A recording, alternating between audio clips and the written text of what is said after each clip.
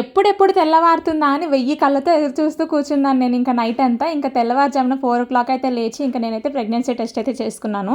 ఎందుకంటే ఎర్లీ మార్నింగే చేసుకోవాలి కాబట్టి. 25th May 2021 నా లైఫ్లో ఒక మెమొరబుల్ డే, చాలా స్పెషల్ డే. అసలు ఇంకా నేను లైఫ్ లాంగ్ మర్చిపోలేని రోజు, అంత స్పెషల్ డే ఆ రోజు.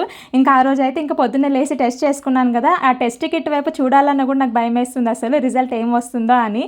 ఎందుకంటే లాస్ట్ 3 years నుంచి ఆ టెస్ట్ కిట్ పైన సింగిల్ లైన్ చూసి అలసిపోయి ఉన్నాను నేను. ఇంకా నా వల్ల అసలు కాలేదు, ధైర్యం సరిపోలేదు అసలు. దానికి ఏదేమైనా సరే ఇంకా రిజల్ట్ ఏంటనేది చూడాలి కదా. ఇంకా టెస్ట్ కిట్ వైపు చూడగానే అక్కడ నాకు 2 మ్యాజికల్ లైన్స్, అంటే 2 పింక్ లైన్స్ అయితే కనిపించినాయి అనమాట. అసలు నేను ఇంకా నమ్మలేకపోయాను. నా సంతోషానికి అసలు అవధులు లేవు.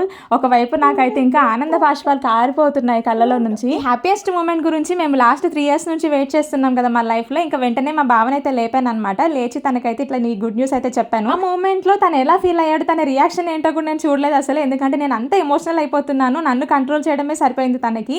ఇంకా అంత పొద్దునైనా సరే మా చెల్లి వాళ్ళిద్దరిని ఇంకా మా మమ్మీని కూడా లేపాను నేను.